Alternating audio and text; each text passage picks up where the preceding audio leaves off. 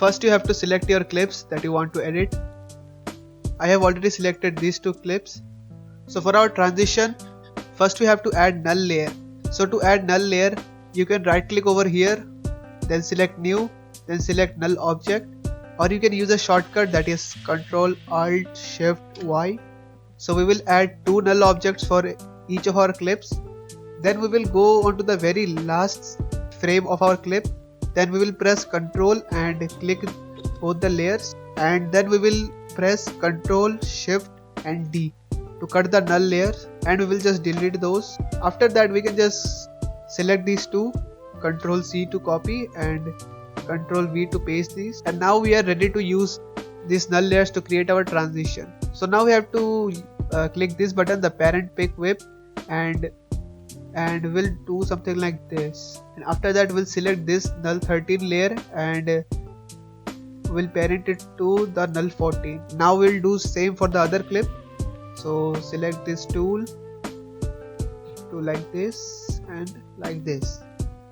So now we have linked our clip with the null layers. So if we now change the scale of the null layer, it will affect our clip also. Now for the transition, we will select our first null layer and we'll press S on the keyboard, and after that we will click shift and hold it and press R. So now we have our scale and rotation here. So what you have to do is click the layer, and now we'll click on the stopwatch. So this will create a keyframe. So now we can change the values of this keyframe. So by using this we can create our transition. So this is the default value 100. So we'll move this somewhere like this, and now just follow me. We'll put this 250, and for rotation we'll go 20 degrees. So this is the basis of our transition. You can see this.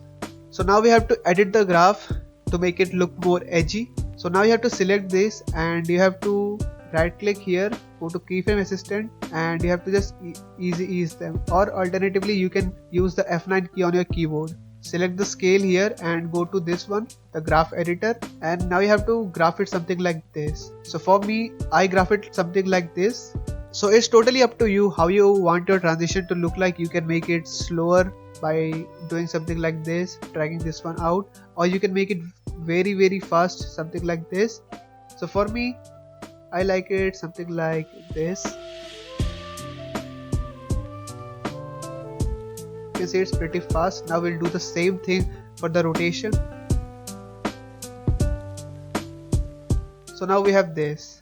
So this is our basic transition, and yes, you have to click this button here, this one here. So this will add motion blur. So sometimes you have to also enable motion blur from here. You have to just click this and then click this button. So we will make the scale out transition for this clip. So same thing, you have to select the other null layer, the second null layer.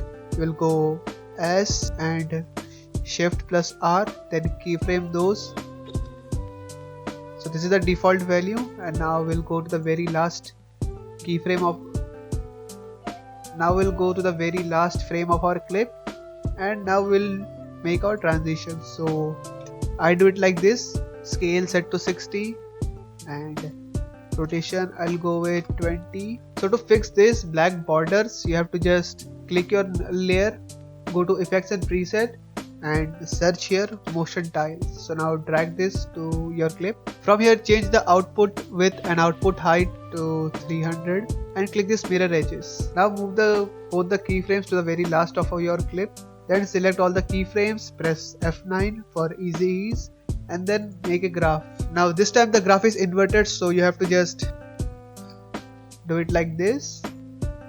And again, if you want your graph to be slower, then you have to just change it so it is slower. As I said, I like my transitions to be fast, so I'll make it pretty fast. Now we'll do the same thing for the other clip. So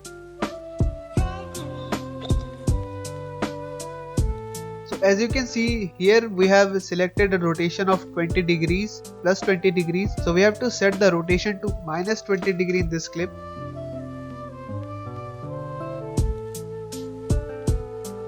So now you can see it is pretty smooth.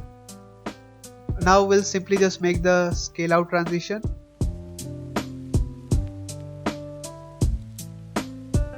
And we will just copy the motion tiles from this clip to this clip.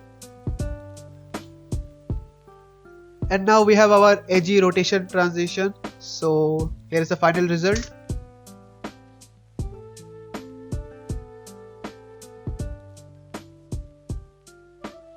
And this is the same rotation with additional effects like twitch and warp to make it more smooth. So thank you for watching. I hope you enjoyed this video and see you in the next tutorial video. Peace out.